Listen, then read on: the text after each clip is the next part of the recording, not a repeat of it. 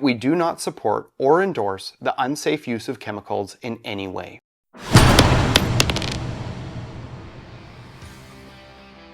Remember those days of every kid in your class, including you, bringing in a baking soda and vinegar volcano for the science fair?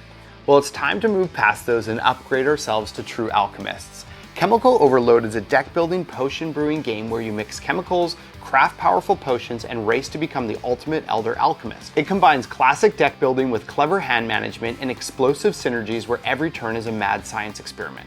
Chemical Overload is designed by Michael and Katie Crandall, and it's published by Rebirth Games. It plays 1 to 4 players, and it takes about 45 to 75 minutes to play. And just note that the version used in this video is the deluxe version, and I'm even using the upgraded neoprene game board and player mats. I'm Ryan from How I Roll, and there's always room at the table for you. In fact, you and I could literally play this game together today since it's available on Board Game Arena. If you'd like to give it a shot, or any other game on there, send me a request on BGA and I'll be happy to play with you. You can find a link to my profile in the description below.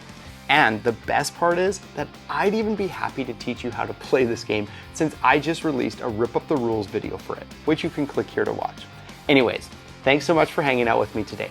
Grab your lab coat and safety goggles and head over to the table so I can give you an overview of how this game works, and I'll meet you at the end with my final thoughts.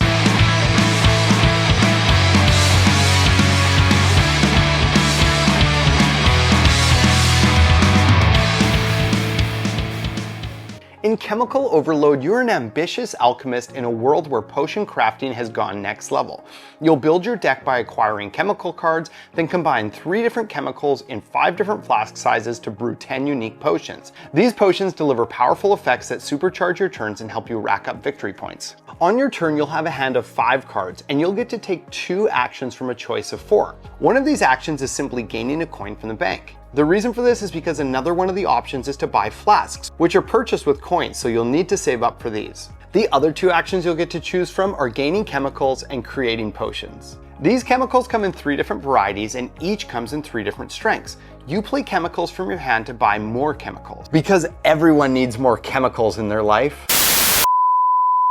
This is a public service announcement from How I Roll, that we do not support or endorse the unsafe use of chemicals in any way. These chemicals and flasks are vital as they're what allow you to create potions. Each game will have a variable setup of 10 available potions. There's quite a bit of variety as there are 40 different potions to choose from in the base game. There's even more if you add in the expansion, and this promo pack. Oh, and this one too. Each potion has a chemical cost and a necessary flask needed to craft it. You play these cards in order to meet that cost and then you gain it. Table cards go here and stay out for the rest of the game. But deck cards go on top of your deck so that you'll get them in your hand right away. These potions are where the fun really happens in this game, as they provide all kinds of effects, such as Potion of the Reborn that lets you destroy a potion to gain a more valuable one, or Greater Radioactive Potion that makes you draw 2 cards, or Chromatic Potion that gains you cards and turns all of your chemical cards wild this turn, or Cosmic Reaction Potion that's a point for every 3 potions you own, and more. Throughout the game, the toxin track will increase, which will bring in a new effect every time it enters a new level. But once it's hit the top, the lab has become even more toxic than your ex, and it's time to evacuate. At this point, you finish the round and the game is over. Players add up any point gems that they've gathered throughout the game, as well as the point values listed on all of their potions, flasks, and chemicals. The player with the most points wins and is now crowned as the Elder Alchemist, while the rest of the players better go back to school to further their studies in mixology.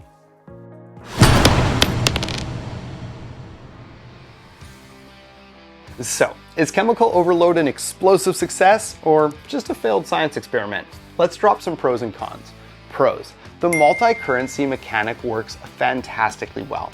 I've played other deck building games where this isn't great, but having to collect different types of chemicals and also certain levels of flasks to brew potions is really solid, especially since those flasks mainly stay on the table and out of your deck.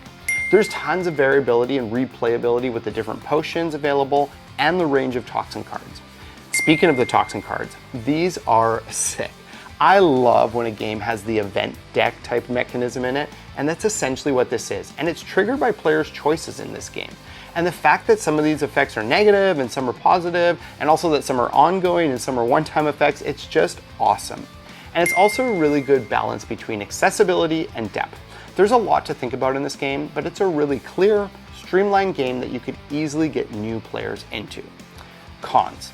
I don't have much to say here, but although I said that I really like how they made the multi-currency work well, that can also feel fairly tight, and at times like you really have to work and gamble to get the right set of cards in your hand at the right time.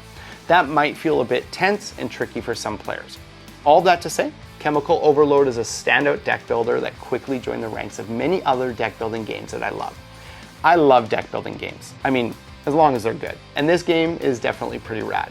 I especially like when a deck building game not only lets you build your deck of cards, but also brings it back to elements on a central board, and this game does that really well. That's definitely how I roll. But the real question is, how would this game land at your table? I personally would recommend this game to people who are fans of Clank, or any of the Clank games, Dominion, Quacks, and Potion Explosion. If you like clever deck building, variable events, and alchemy themes, or if you just want a redo of your elementary science fair, you just might want to check this game out. Thank you so much for watching. As always, please hit that subscribe button and drop a comment with your thoughts on the game, or if you have a question about it. I've also linked the game's BoardGameGeek page below. See you next time.